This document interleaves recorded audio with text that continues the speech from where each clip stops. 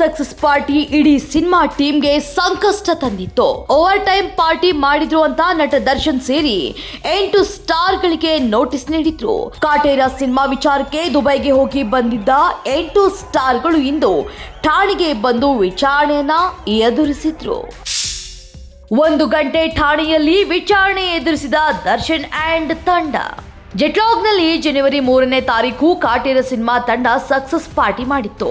ಮುಂಜಾನೆ 3 ರಿಂದ 4 ಗಂಟೆವರೆಗೂ ಜೆಟ್ಲಾಗ್ನಲ್ಲಿದ್ರು ಅನ್ನೋ ವಿಷಯ ಹೊರಗೆ ಬಂದಿತ್ತು. ಘಟನೆ ದಿನ ಜೆಟ್ಲಾಗ್ ಮೇಲೆ ದಾಳಿ ಮಾಡಿದ್ದ ಸುಬ್ರಹ್ಮಣ್ಯ ನಗರ ಪೊಲೀಸರು ಪ್ರಕರಣ ದಾಖಲಿಸಿಕೊಂಡು ಪಾರ್ಟಿಯಲ್ಲಿದ್ದ ನಟ ದರ್ಶನ್ ಸೇರಿ 8 ಸ್ಟಾರ್ಗಳಿಗೆ ನೋಟಿಸ್ ನೀಡಿದ್ರು. ನೋಟಿಸ್ ನೀಡಿ 3 ದಿನದ ಮೇಲೆ 8 ಸ್ಟಾರ್ಗಳು ಇವತ್ತು ಪೊಲೀಸ್ ಠಾಣೆ ಮೆಟ್ಟಿಲೇರಿದ್ರು. ನಟ ದರ್ಶನ್, ಡಾಲಿ ಧನಂಜಯ್, ಚಿಕ್ಕಣ್ಣ, ನಿನಾಸಂ ಸತೀಶ್, ಅಭಿಷೇಕ್ ಅಂಬರೀಶ್, ನಿರ್ದೇಶಕ ತರುಣ್ ಸುಧೀರ್, ನಿರ್ಮಾಪಕ ರಾಕ್ಲೈನ್ ವೆಂಕಟೇಶ್, ಸಂಗೀತ ನಿರ್ದೇಶಕ ಹರಿಕೃಷ್ಣ 8 ಜನ ಇವತ್ತು ಸಂಜೆ 4 ಗಂಟೆಗೆ ಸುಬ್ರಹ್ಮಣ್ಯ ನಗರ ಠಾಣೆಗೆ ಹಾಜರಾಗಿದ್ರು. ಸುಮಾರು 1 ಗಂಟೆಗಳ ಕಾಲ ವಿಚಾರಣೆ ಎದುರಿಸಿದ ಹೊರಬಂದ ಮೇಲೆ ಮಾತನಾಡಿದ ನಿರ್ಮಾಪಕ ರಾಕ್ಲೈನ್ ವೆಂಕಟೇಶ್, ದರ್ಶನ್ ಟಾರ್ಗೆಟ್ ಮಾಡಲಾಗಿದೆ ಅಂದ್ರು. ಬರೀ ಊಟಕ್ಕೆ ಹೋಗಿದ್ವಿ, ಪಾರ್ಟಿಗೆ ಟೀ ಮಾಡಿಲ್ಲ ಅಂತ ಆರೋಪ ತಳ್ಳಿ ಹಾಕಿದ್ರು.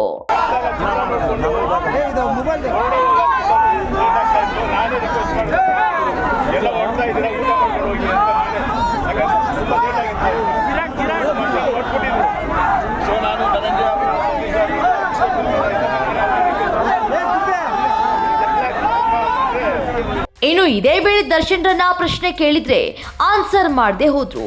ನಂತರ ಸ್ಟಾರ್ ನಟರ ಪರ ವಕೀಲ ನಾರಾಯಣಸ್ವಾಮಿ ಮಾತನಾಡಿ ಪೊಲೀಸರ ವಿರುದ್ಧ ಅಸಮಾಧಾನ ತೋರಿದ್ರು.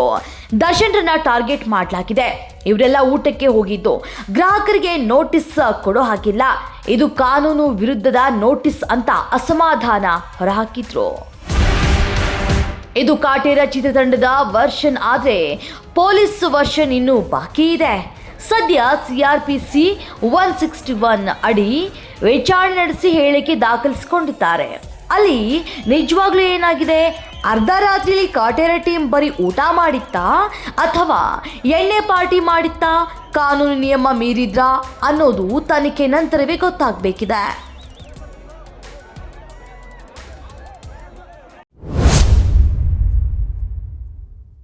ಲೈಕ್ ಮಾಡಿ, ಶೇರ್ ಮಾಡಿ, ಸಬ್ಸ್ಕ್ರೈಬ್ ಮಾಡಿ. ನೋಡ್ತಾ ಇರಿ ರಿಯಲ್ ಬೆಂಗಳೂರು.